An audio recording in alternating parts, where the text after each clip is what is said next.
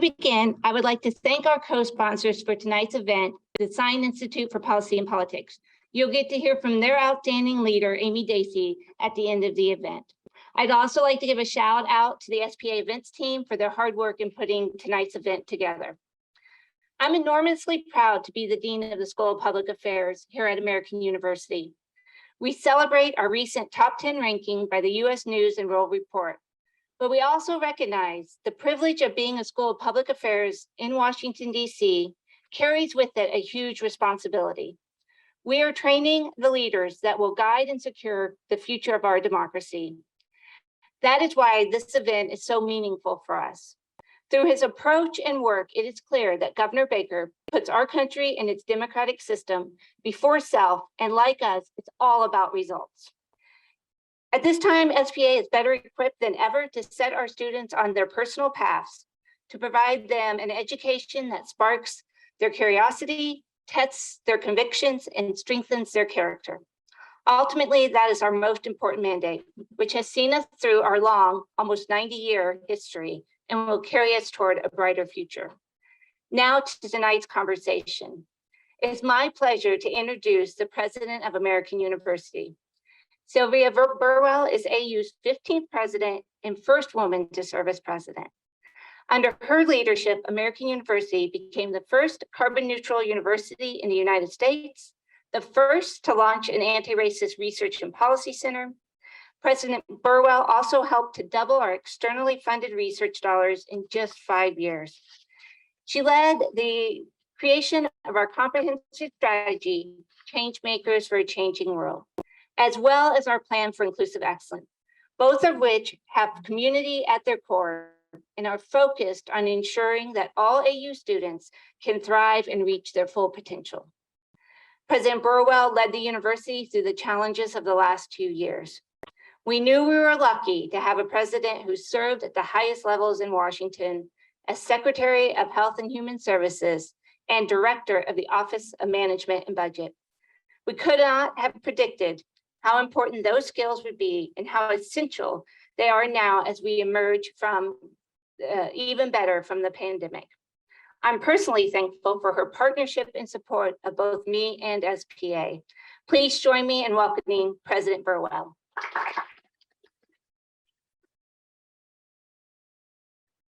And our special guest for the evening is Governor Charlie Baker. Governor Baker is the 72nd governor of the Commonwealth of Massachusetts. He has proudly served in this role now in his second term. The governor has moved Massachusetts forward through a focus on bipartisanship and result-driven leadership. He used public-private partnerships to stimulate economic development. He reformed the state's regulatory environment and delivered tax relief to low-income workers by doubling the earned income tax credit. He made historic investments in K-12 education, fought the opioid epidemic, and diversified the Commonwealth's energy portfolio. Prior to election as governor, he served in several administrations for the state and was also a successful business leader in the healthcare field.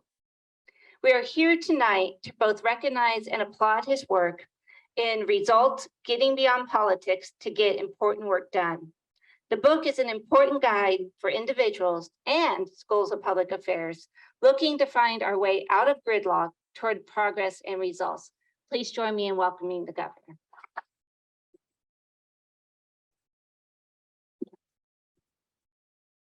Vicky, thank you very much. And thank you for your incredible leadership of our top 10 School of Public Affairs and #1 in DC, I will add. And Amy, we'll hear from you a little later. And thank you for your leadership of the Sine Institute of Policy and Politics. Governor, thank you so much for being here. I'm excited to have the opportunity for us to have a conversation. I'm so excited to see all of our students here and some other guests from the community I can see. And thrilled to welcome you.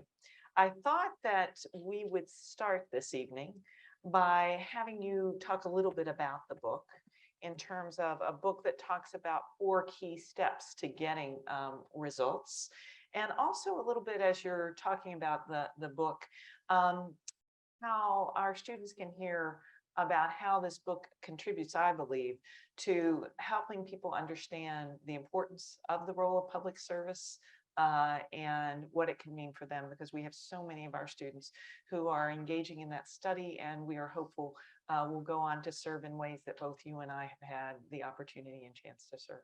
So if you can start by telling a little bit about the book would be great. Okay. So first of all, thanks very much for having me here. Sylvia was actually one of the people who reviewed the book, and truth be told, if she had given it one of these, it probably never would have gotten published.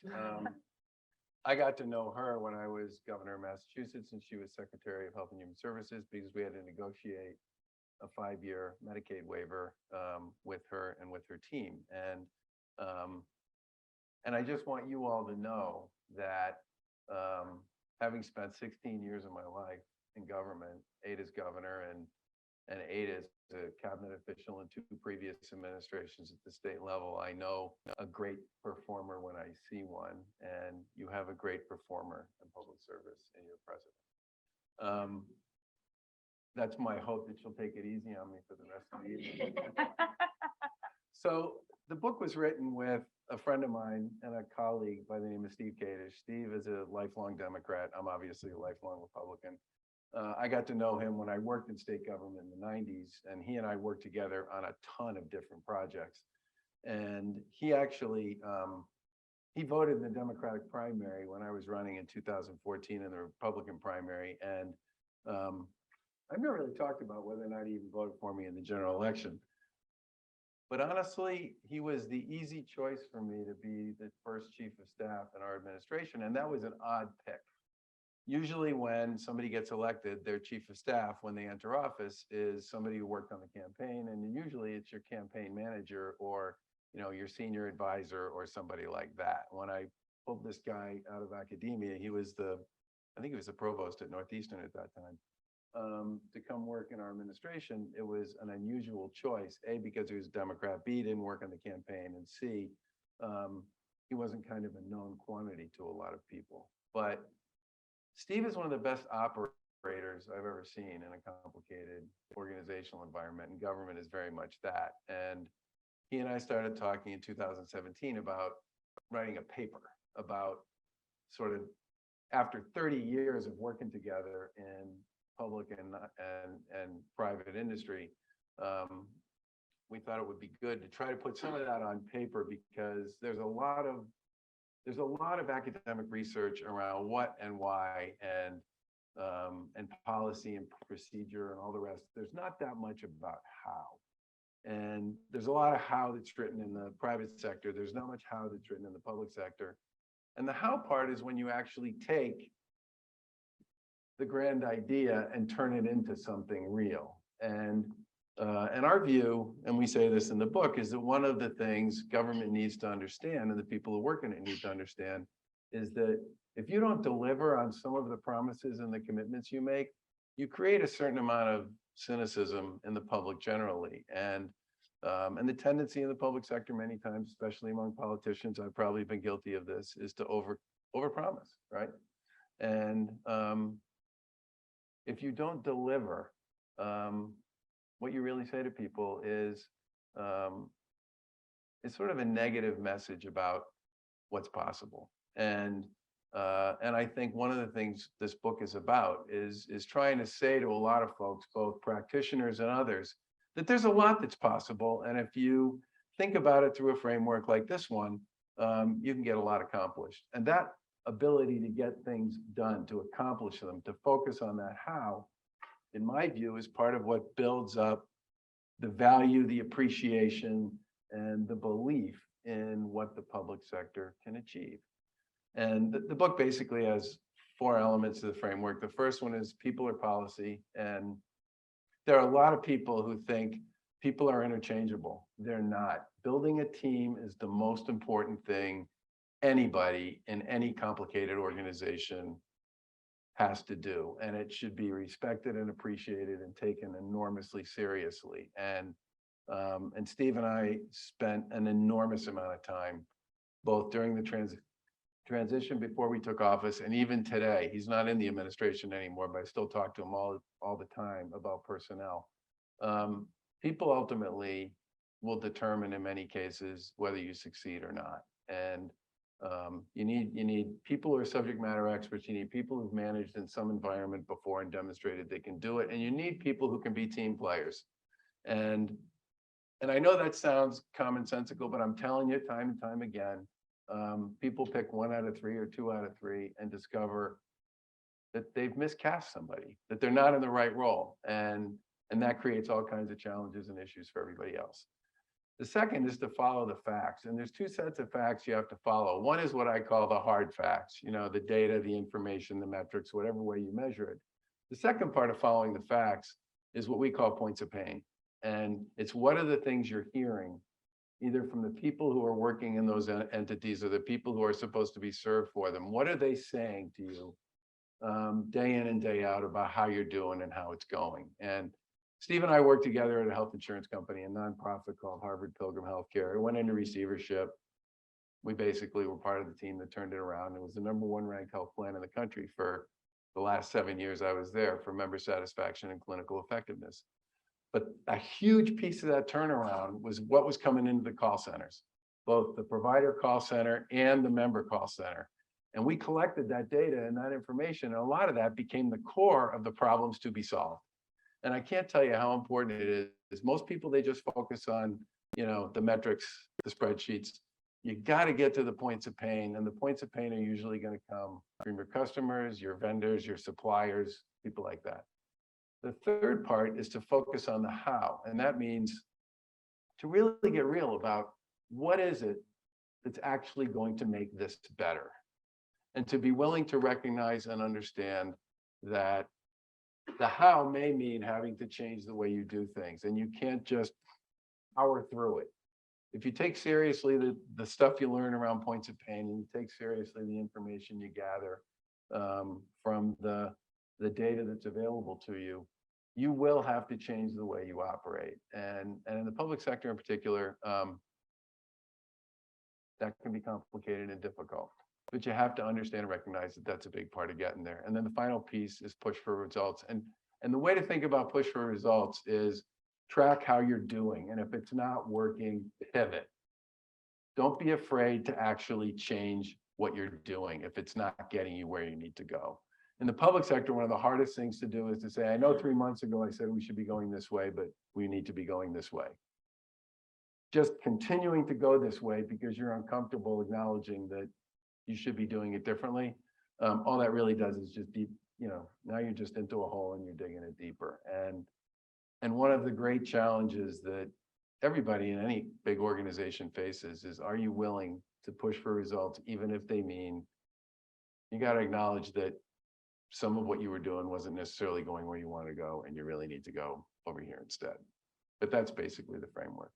Thank you. And want to let everybody know we're going to do some questions from the audience at the end. So be thinking, or I can cold call if we need to, if we get to that. So in your book, you say, good government services are not just what we should expect. They are necessary to nurture and protect our democracy. As we think about this question of the chicken and the egg, how much of it is we got to have democracy working before we can actually get the other things working versus the other, getting the policy and what we talk about in the book? How do you think about that relationship of, without a fundamentally working democracy, we can't solve climate issues, we can't work on mental health issues, we can't work on addiction issues, we can't work on health issues? How do you think about that? Which we have to have working at what level? I think they're related. And I guess what I would say is no one's ever really answered the chicken and the egg question. But the way I think about this. But you get results, so I think you can answer. The way I think about this is cynicism is what breeds contempt. I mean, that's just, I know that's an old saying, but a lot of those old sayings get that way because they're true. And I think when government actually does something well, that does just the opposite. It creates a sense among people that, yeah, that can be done. And And I think the belief in that is incredibly important if you're trying to figure out a way to sustain this idea of representative democracy. I mean, if you look at the places where autocrats and autocracies rise, they're usually in places where the argument they make is just give me control of everything and everything will work. You know, the old saying about Mussolini in Italy was he made the trains run on time. And I think the most important thing government has to do is demonstrate it can perform. And if it demonstrates it can perform, then people will be more likely to be willing to engage. And if you look, for example, at what's and government's up against a lot of externalities. I mean, if you think about the role that the media and social media play, I mean, there's a lot of outrage in that game, and there's a lot more negativity than positivity. And most of the time, you know, the airplane that lands at the airport every single day the way it's supposed to is not news, the one that crashes is. And that's an old story, but it's also still relevant.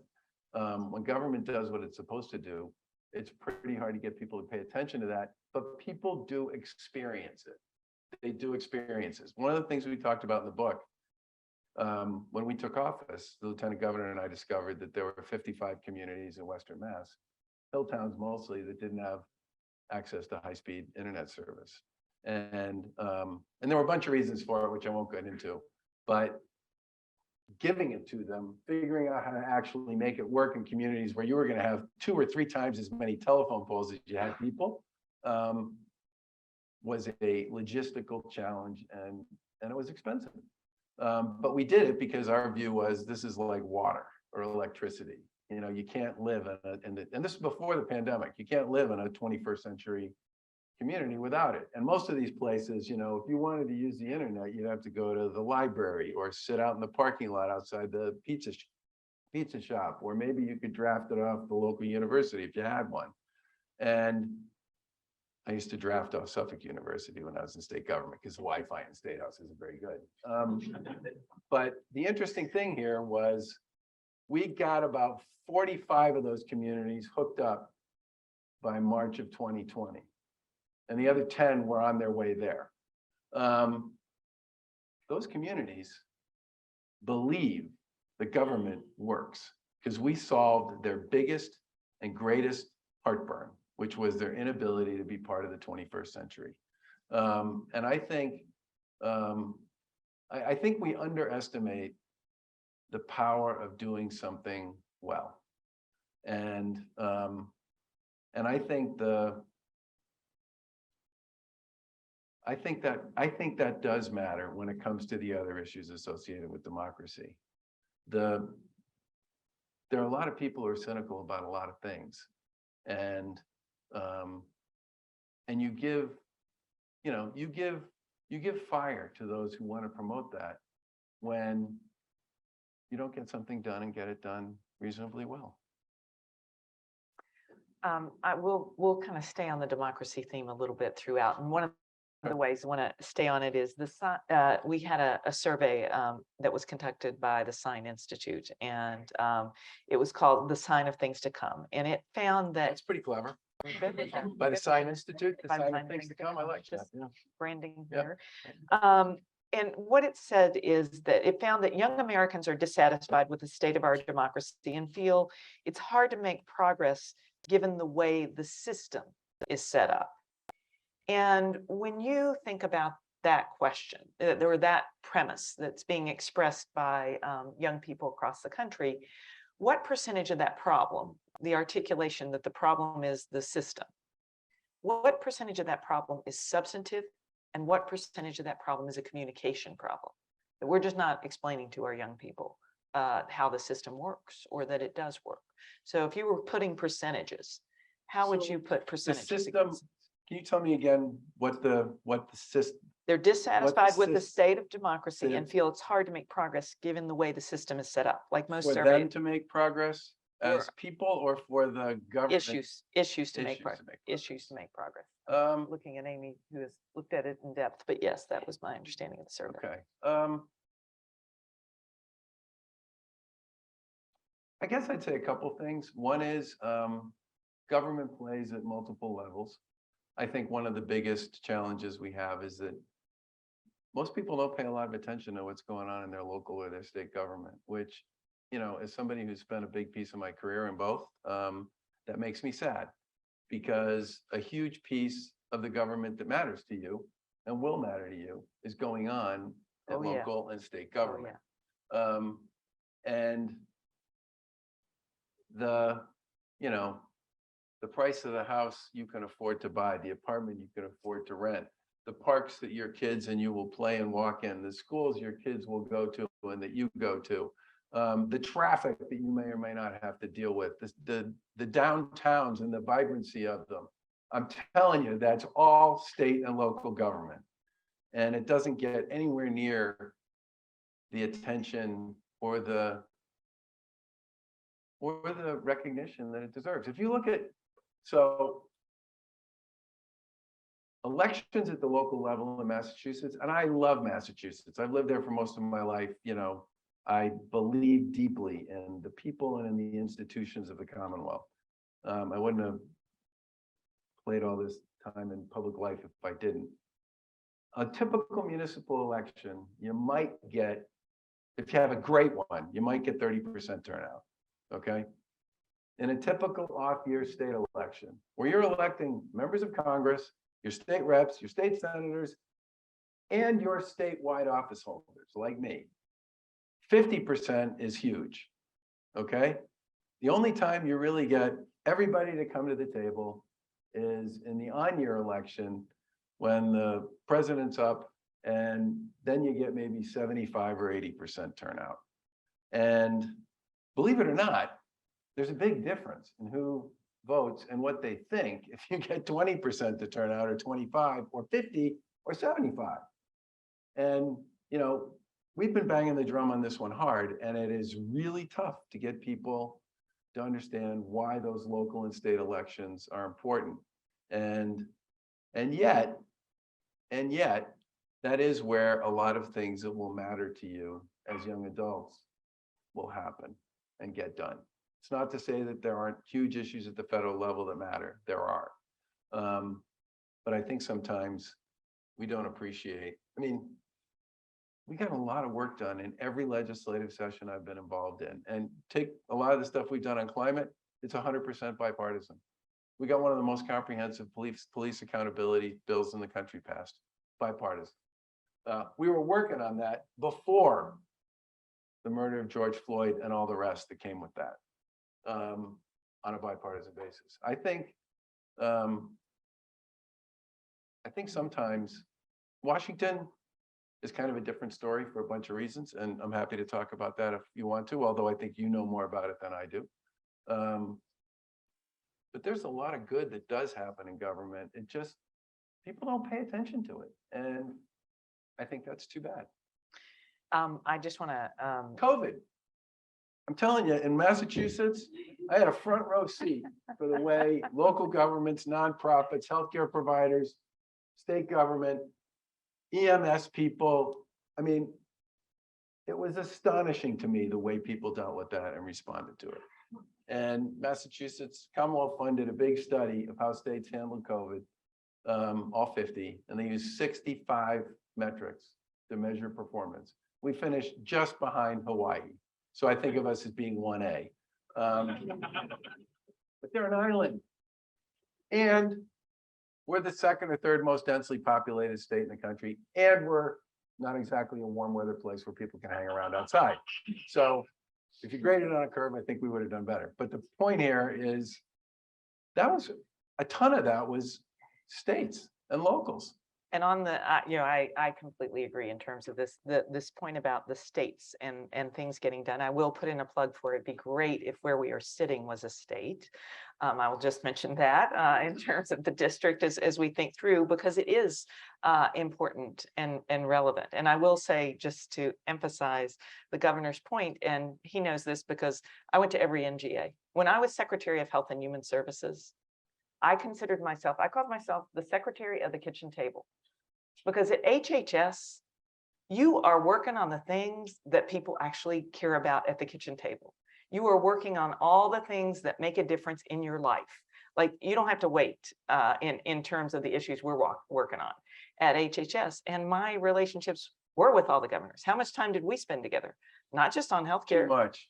addiction. Yes, yes, I'm sure you felt that way. And a number of your colleagues felt that way. I just wanted you to agree. It would have been easy.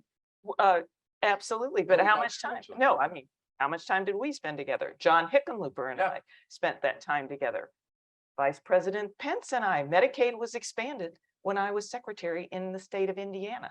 At Indiana, in terms of Indiana, actually, they had a very large HIV/AIDS problem and worked with then Governor Pence to do needle exchange in terms of trying to stop what's happening at the state level.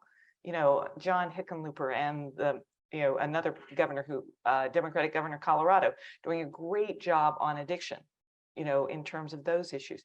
It does happen at the state level. And I'm fortunate that actually many years ago, I did work in that state house. There was no technology in the state house at that point in time because I was a governor's aide to Michael Dukakis in terms of, so I have I spent did time. not know that. Yes. So I spent time in that state house at that point, back in the dark ages. You really didn't even use computers much at that point. I was typing on an IBM Selectric typewriter to do all of my work. But agree that this question, and that gets to maybe how we think about it. And I am going to come back to this issue of the difference between state and federal. Okay. And as we think about that, what works at the federal level for a president, is it the same as what works for the governor? And by that, I mean, a governor is often judged more by results, when a president is sometimes judged by results, but there is a part of this in our system that is also being judged as leader, as culture leader for the nation. It is, as we've just seen our colleagues in Great Britain, after, we see the death of the Queen, and, they have a separated system. And then we've seen 3 prime ministers in how many weeks, but this question of, is it actually different? You were going to go down that path. So I want you The to answer is yes. keep going.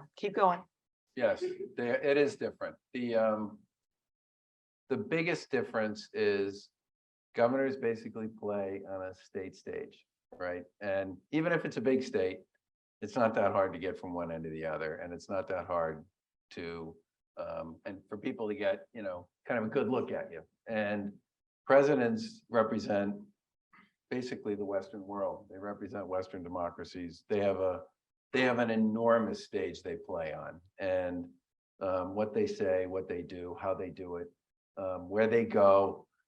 It is very different than it is for a governor. I mean, we get judged on that stuff too, but it's literally like the difference between playing on a very small but important, playing field and playing on the biggest playing field of all, with far more complexity than the playing field I'm on. I don't get up in the morning trying to figure out how to deal with what's going on in Russia and the Ukraine.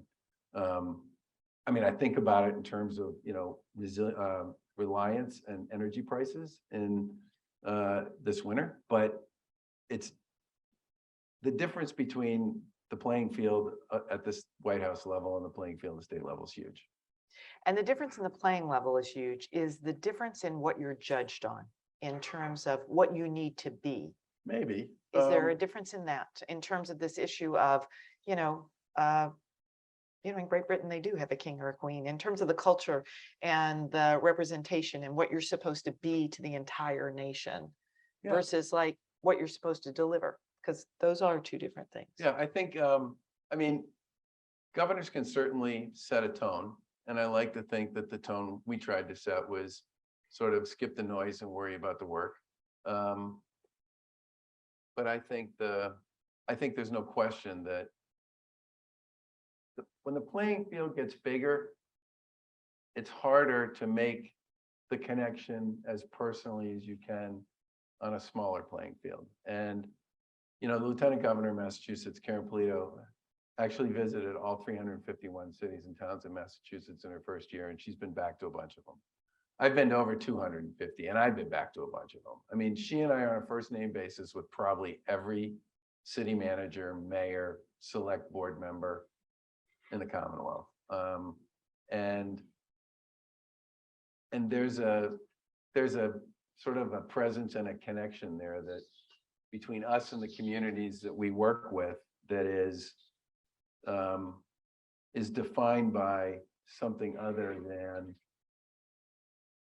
the speeches we give, the press conferences we hold, the what we choose to talk about. I mean, some of it's about that, but it's much easier to get to a much more personal level. And I think for presidents, because the playing field is so big, they do get judged on a different kind of metric than we get judged on, for sure. Yes, and also I think the challenge in terms of the results and being proximate to helping with the results. I can remember my last year as when I was deputy director of OMB. I did the entire, it was his 8th year, so he knew a lot about the budget, President Clinton. But I did the entire federal budget, what we were going to propose for the entire federal budget in, a period of probably 6 hours, 3 2-hour meetings to go through. With him. Yep. In terms of And he how. probably did know the whole thing. Yeah. Yes. But it helped that he was a governor, but it makes a difference in terms of also the breadth of the issues, in terms of the time that they can spend and these relationships. Because while I had a relationship, the president's ability to have a relationship with every governor is a very different thing. And understand like what the challenge. I mean, I knew, I know the state legislatures in a number of states and what they were doing to their governors because we were trying to get things done. And I needed to help with that. They can't know it at that level. It's a very different thing. So speaking of the executive branch, I want to actually go to your father. Okay. Something I share with the governor's father is we both served at HHS. We actually had the chance once when we were negotiating that Medicaid waiver. And I heard you got another one recently. We did. I actually heard last night about your Medicaid waiver. Keeping up on these things. But we had a chance to go and Governor Baker's father's portrait. Just wondering if she had to sign off on it. I am here. I'm the president of America. I did not have anything to do with it. All at the end, I heard all about it.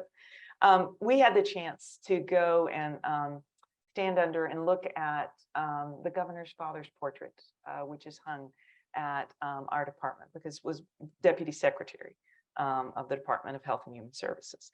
And so what I wanted to ask and have our community hear is a little bit about how your father influenced both how you govern and what's in the book. So my dad served in 2 administrations. He was Undersecretary of Health and Human Services in the Reagan administration. He was Undersecretary of Transportation in the Nixon administration, primarily because the secretaries were both from Massachusetts. John Volpe, who's a former governor, was the Secretary of Transportation under Nixon, and Margaret Heckler, who's a former member of Congress, was the Secretary of Health and Human Services under First Reagan. female secretary of HHS. Yes. And I mean, I think the story is a little broader than that. My mom passed a few years ago, and my dad is still alive. But they, he's a Republican, she's a Democrat, and they never voted for the same person. And they were very happily married for 60 some odd years. And our dinner table growing up was a light show. And people used to come just to watch, and until they got called on, and then they never came again.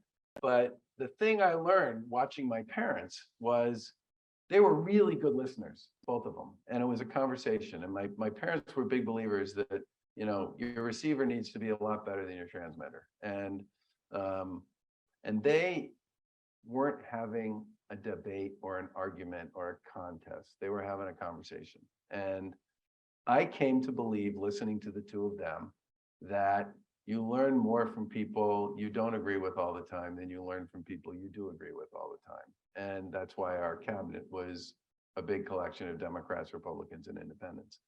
And I continue to believe that the most valuable part of this job is the conversations I've had with people whose life experiences are just totally different than mine, and who see things through a very different lens than I do. And my mother and dad really instilled in all of their kids this idea that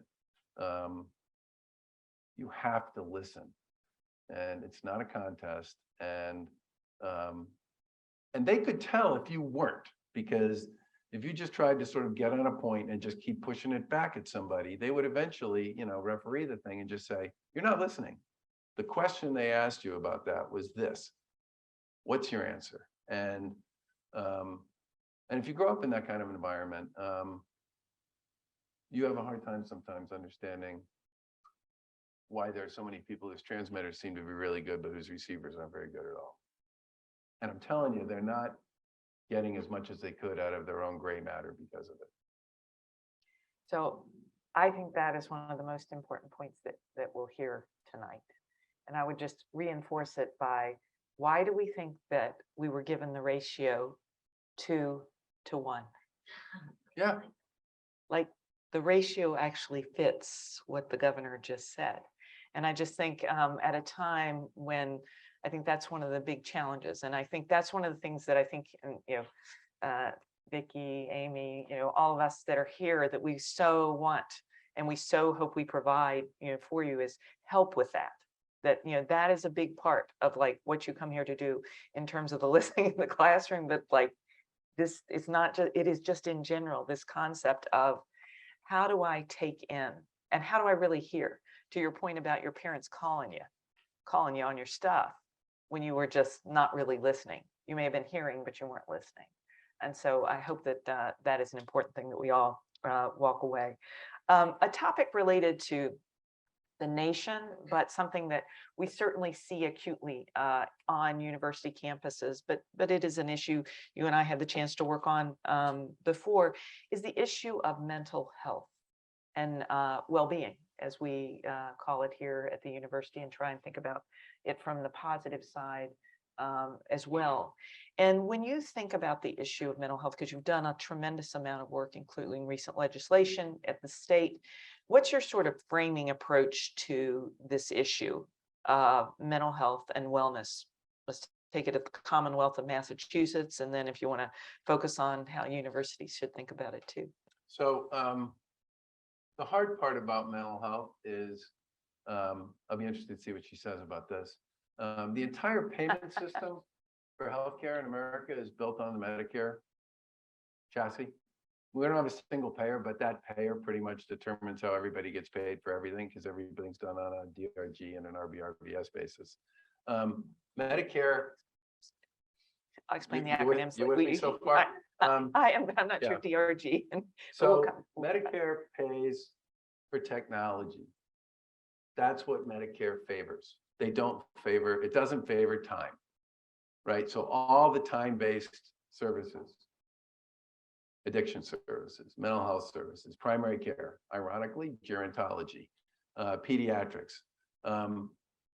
Those aren't the things that get the big bang out of Medicare.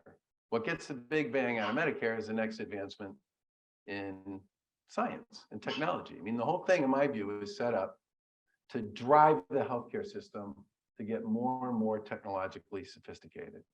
And it's worked really well with respect to that.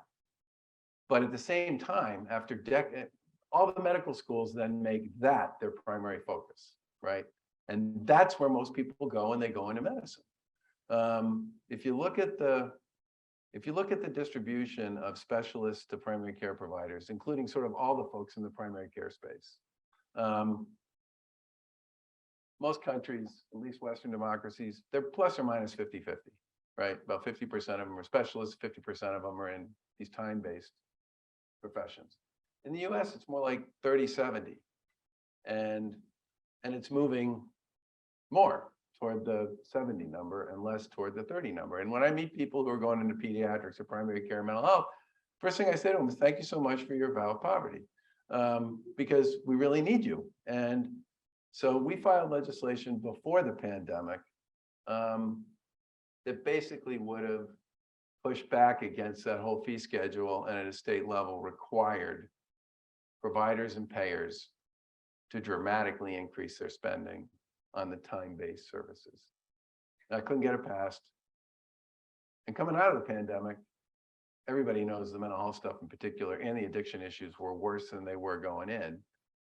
I still couldn't get that passed, but we did get a pretty comprehensive mental health bill passed that will do a lot of good things to at least get to the point where we have real parity around insurance coverage, which has been an enormous fight for years.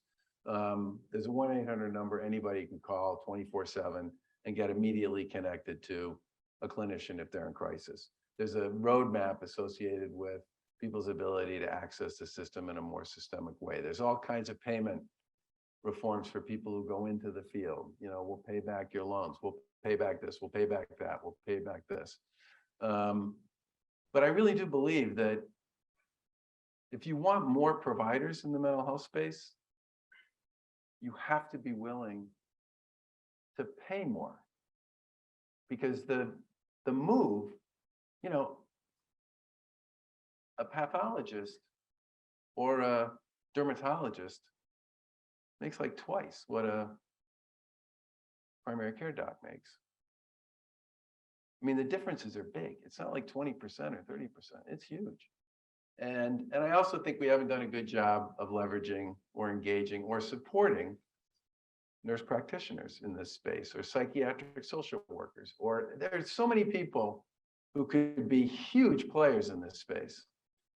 But to get them to be huge players in this space, we have to do something that so far I haven't been able to get at least my legislature to do, which is to move the mountain a little bit more toward the time-based service providers and a little bit off of the technology-based ones.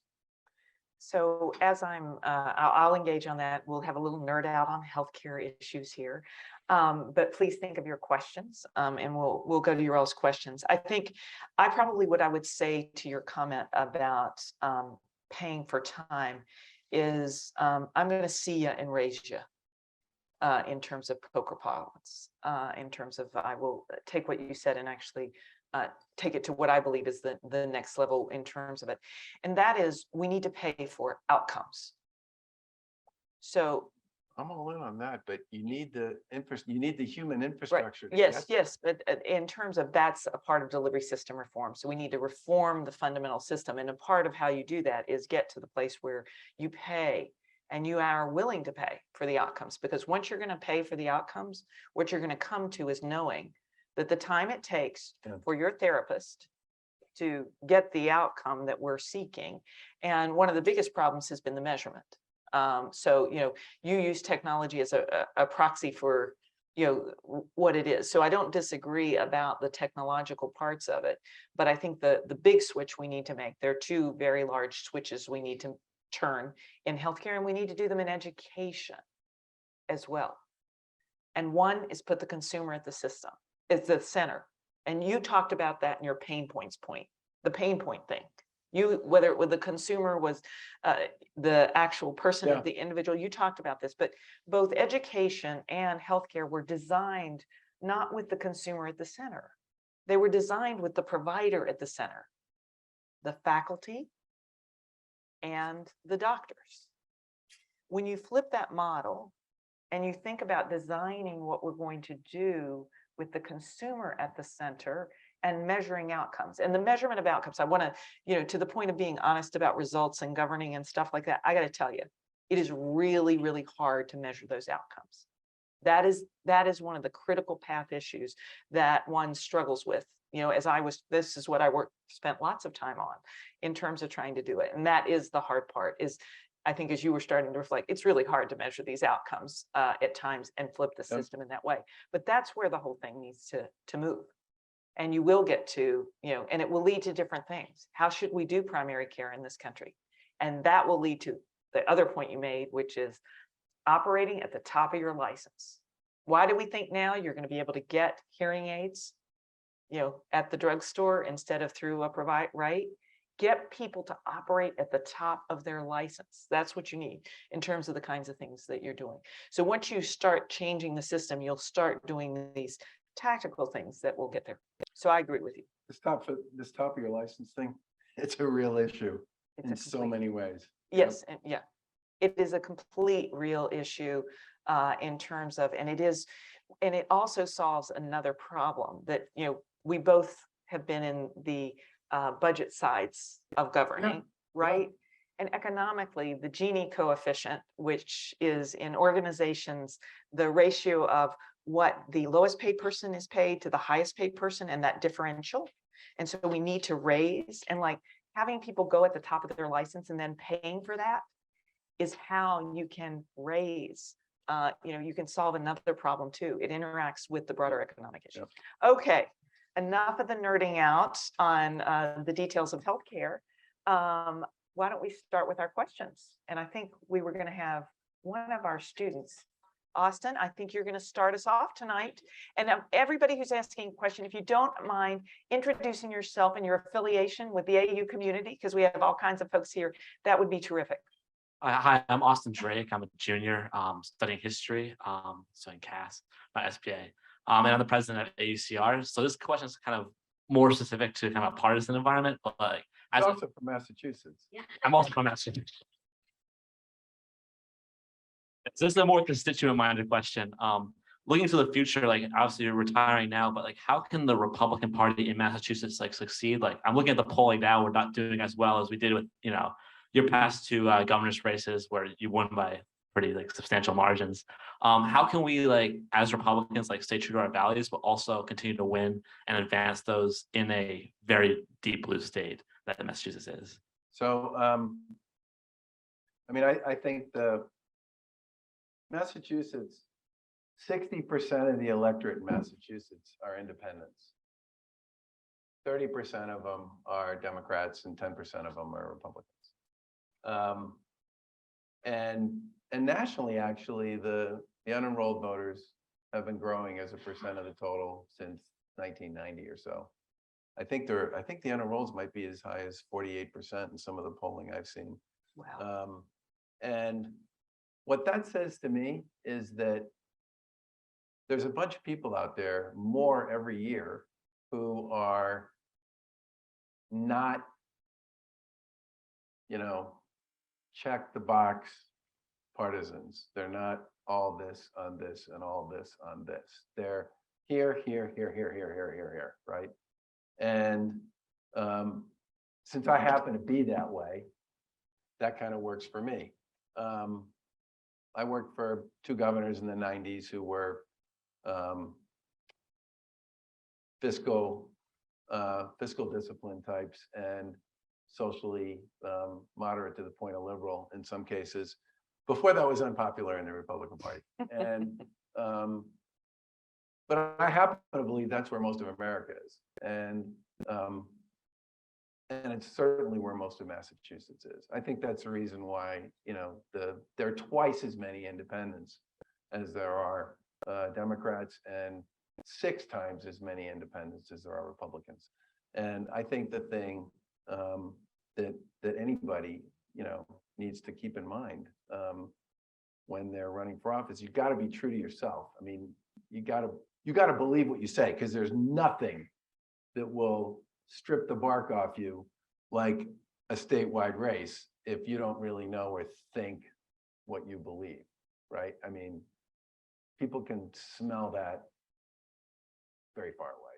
And so my answer to that one is you got to be honest with what you are and who you are and what you believe, but you need to recognize and understand that whether you're a Republican or a Democrat or an independent, there's a heck of a lot of voters out there in the unenrolled space who do not line up, check the box this way.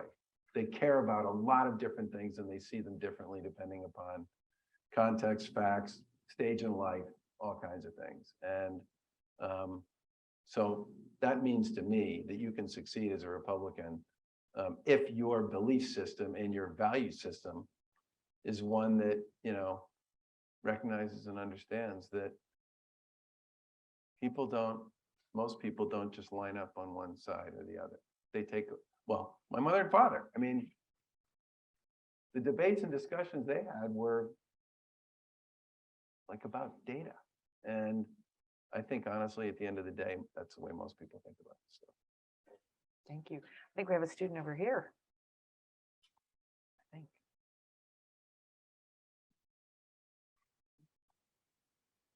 Hi, I'm Rachel, a Master's of Public Administration in the School of Public Affairs. So a follow-up on that one, so Where are you from, Rachel? from St. Louis, Missouri. A follow-up on that one, if you do think there are kind of a lot of independents that aren't lining up with each party, do you think that more states should be moving towards like ranked choice voting or other policies that could get more independents elected to statewide office?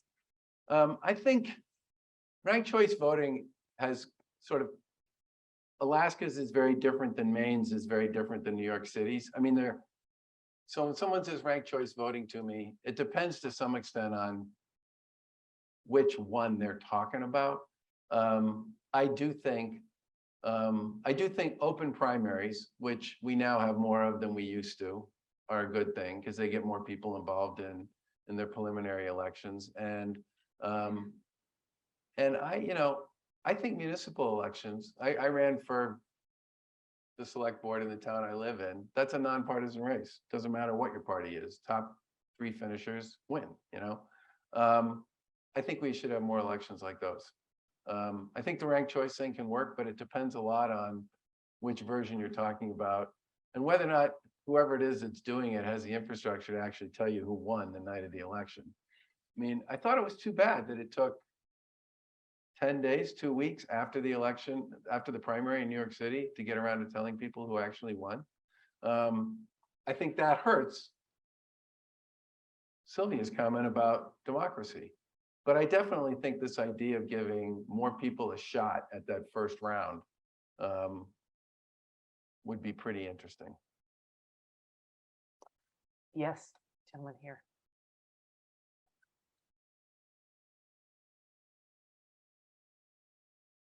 Hi, I'm from New Jersey, but I spend a lot of time in Massachusetts. I go up to the Cape a lot.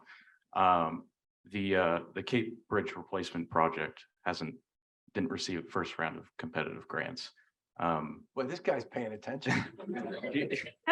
Are you confident that's going to happen? And also, if you can just elaborate more, it's obviously an example of how, what's going on in the Commonwealth is reliant on the federal government. How is the Commonwealth's relationship with the federal government played out during the 8 years that you've been governor?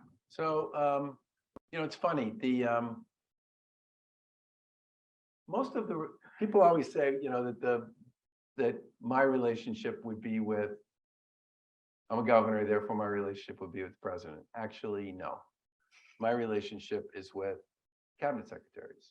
So when you say that, you got to know the governors really well, that's just another example of how well she did this job when she had it, because she understood who her constituency was. And I think I had different relationships with different people in each of the administrations that I worked with.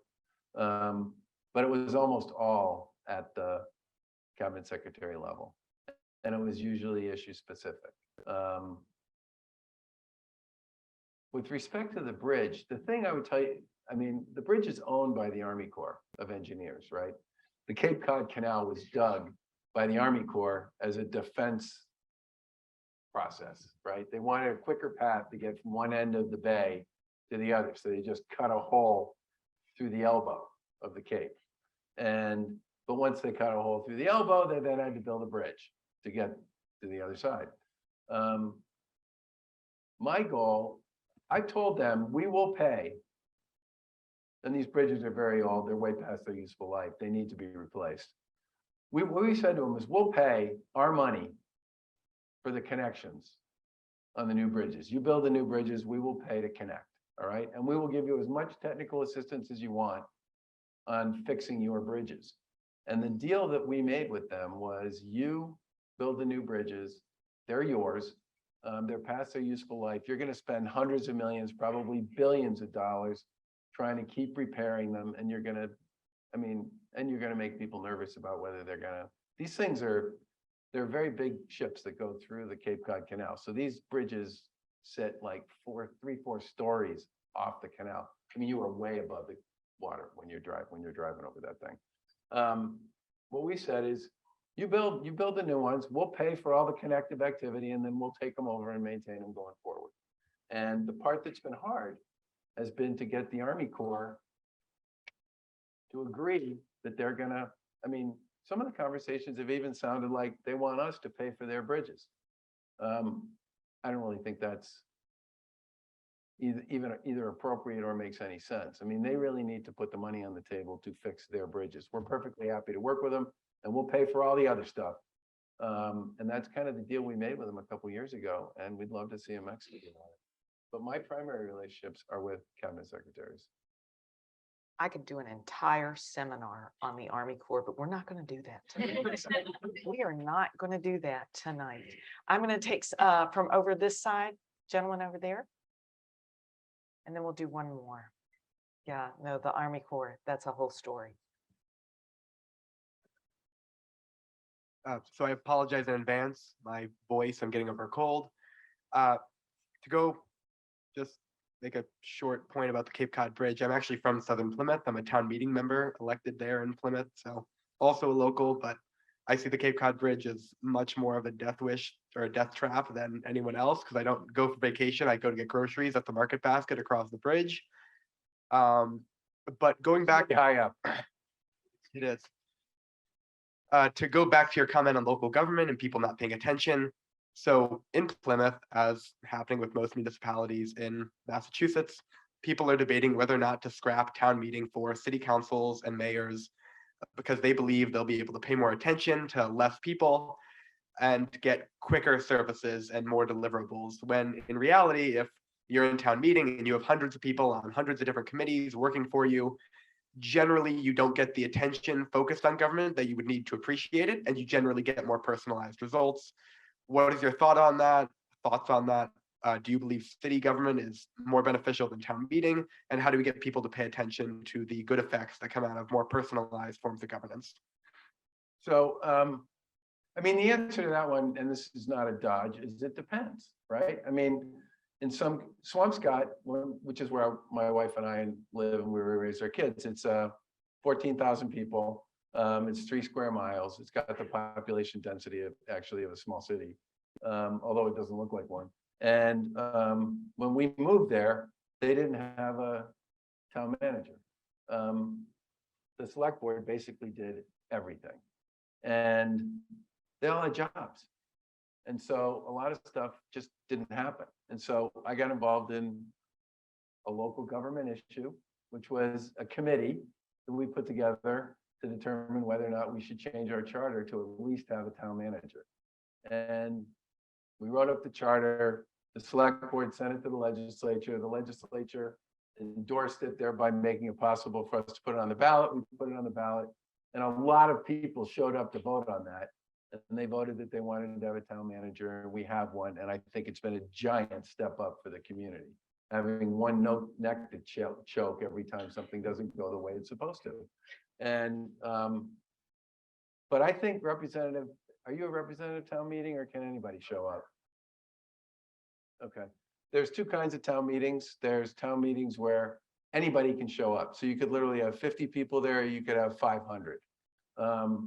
And then there's representative town meeting where in local elections, when they vote on school committee members and planning board members and select board members or city council members, probably not city council as much, they vote for town meeting members. So those folks become your representatives at town meeting.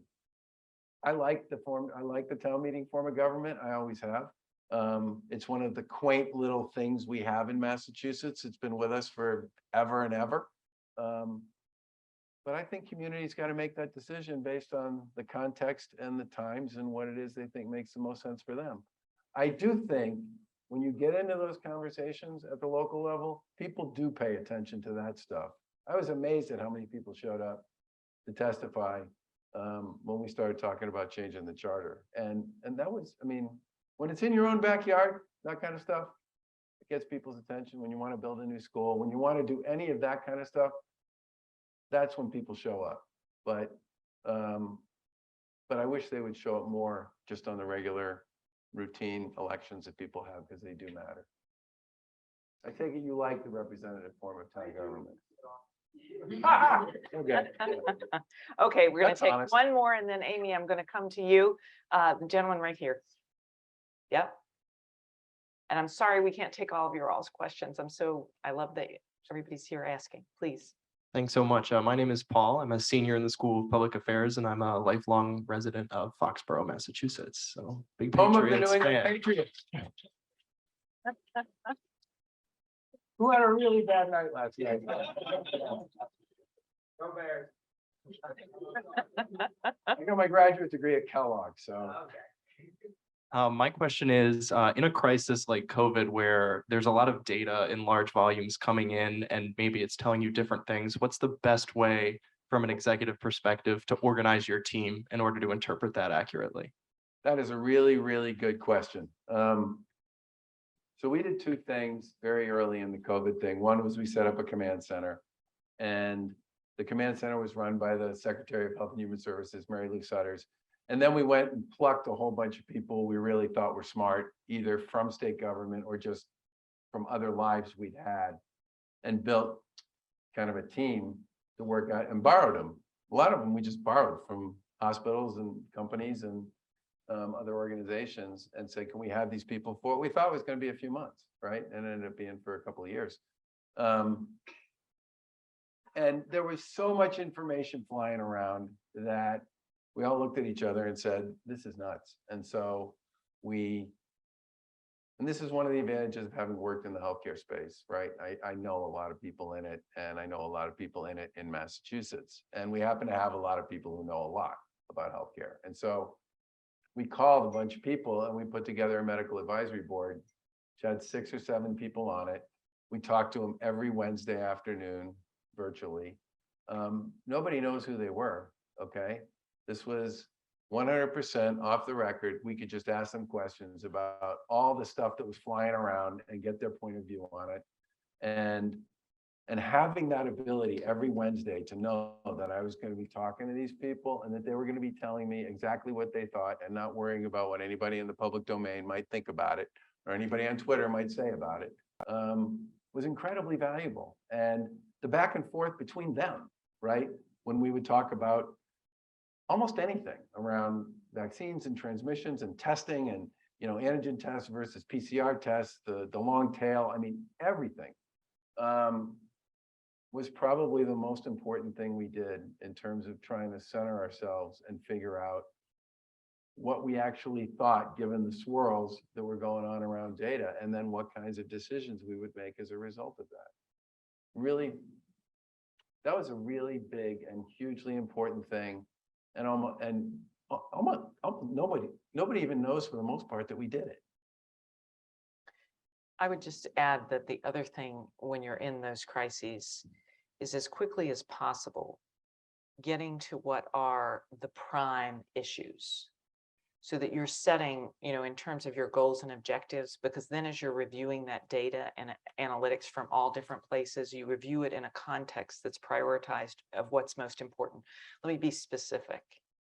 When we knew, and I said this at the time in that March, when we knew that COVID, there were 2 things about COVID that led you to understand something very quickly in terms of like these prime issues. COVID was transmitted not like Ebola. It wasn't transmitted, you would have to touch fluid. We knew it was transmitted more easily, and it was asymptomatic in a number of cases. As soon as you knew that testing had to be one of the biggest priorities. Testing was going to be an unlock in terms of preventing spread. Testing was going to be an unlock in terms of all kinds of things. And so as you're getting those groups together, they help you do what I just said, but that would be the other part I would add. When you're in the middle of these crises and you're just swirling and it's all coming, you do have to like take the step back and understand what are the most important things. And to understand the most important things, you got to look at the past, but look at the current situation, because everybody did think a little more like Ebola and that sort of thing versus no. This is different in terms of what we do. Amy. Thank you. And Governor, I will thank Your you. answer was really good, by the way. We're a team. We've done this. We've done this before on all kinds of issues. Thank you. So can we thank our speakers for tonight? Everything that they did. This is incredible. I want to thank you, President Burwell and Governor Baker, for just an incredible conversation and leading us in this conversation. I also want, which at times did feel like a Massachusetts town hall, if I'll be honest, there was half your constituency here. We could have, there's a lot of Massachusetts representation tonight. And a big, huge thanks to Dean Wilkins and the School of Public Affairs for partnering with us on this conversation, always trying to bring to you all new and insightful programming. And so I thank her so much. She's an incredible partner to have in this. Governor, your insights were so appreciated. Your book is so in tune with the mission of Sine and certainly the culture that the president and her team are building here at American University to encourage dialogue with our students and our faculty and staff, and of course our alumni. So we appreciate that as well. And I want to say a special thank you to both of you for your public service. I think that should be applauded as well, because there is so much honor and thankfulness we should give for people who decide to go down this path, something we hope many of our students here in this room and campus will consider as we all try to convene and try and solve some of our most challenging problems. Can I make one comment about that? Yes. I talked, Steve Kadish, as I said, came from Northeastern, that's why I stole him. And my dad taught there for 15 years. So we did a big student town hall there. And one of the questions somebody asked was, why go into the public sector space? It's so hard to get things done, blah, blah, blah, blah. And I spent 16 years of my professional career in state government. I spent another 6 doing local government stuff. I'm telling you, there is nothing you will do anywhere else, and I don't care what you do for work, where you will grow as much as you will if you take advantage of the opportunities that are available to you in public life. You get in front of, and the people you get in front of, and the issues you deal with, and the challenges you face, they're just different. I've spent a bunch of time in the private sector. I had a good time. I really enjoyed it. It was important to me, and I really appreciated a lot of what it brought to me in my life. But I'm telling you, there's nothing like what you get out of working in the public sector. And it bothers me immensely. And it's one of the reasons we wrote the book, that so much of what is in the public domain about the public sector is negative for a whole bunch of reasons, which we actually didn't talk much about. And yet, if you were to say to me, would I trade one day of the 16 years that I spent in government, in state government, for something else? The answer is no, because it's really unique and special and different, and it will teach you things you will learn about yourself and about the world around you that you just can't learn anywhere else. So do it at some point. It will be a great experience. Thank you so much, Governor. We always say at Sine that thank you for taking the time for coming to this event. I mean, I know you students, you've got a lot going on between classes and your, programming. So thanks for taking the time. But I will also say, what we like to say at Sine is it's important that you came tonight, but what you do when you leave this room is equally important. So we have some ideas. Get a book. Maybe get a couple of books, share the books, go on your social media and talk about the conversation that you heard tonight and how important that is. If you haven't done so already, sign up for the Sine Institute and SPA for our social media so that you can know what's going on in the future programs that we're going to bring to you. Convene a group of people, or maybe even ask somebody to have a cup of coffee that you might have differing ideas with. We can call them the Baker dialogues, right? In honor of your parents, but try and we sometimes tend to, talk to like-minded people, reach out, try and convene a group, talk about issues, learn something through that. Here's the other thing. If you have not already done so, please vote.